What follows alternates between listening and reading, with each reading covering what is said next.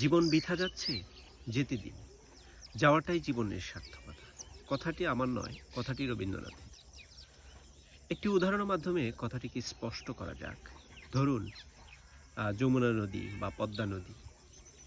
এই যে পদ্মা নদীর বিশাল জল ভাণ্ডার, তার রাশি রাশি জল প্রতিনিয়ত প্রবাহিত হয়ে যাচ্ছে।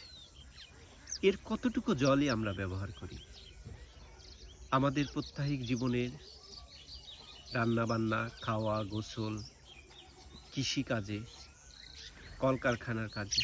এর কতটুকু জলই আমরা ব্যবহার করি, আর বাকি বিশাল পরিমাণ জল প্রতিনিয়ত বয়ে যাচ্ছে অকারণে। তাদের কোনো কাজ নেই, শুধু বয়ে যাওয়াই কাজ।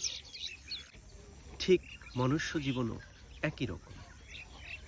এই যে পৃথিবীর শত কোটি কোটি মানুষ, যার একানা মানুষই জগতের কল্যাণে ব্যবহৃত হয়, বাকি মনুষ্য শুধুই তাদের জীবন সেই পদ্মা নদীর জলের মতো প্রবাহিত হয়ে যাচ্ছে।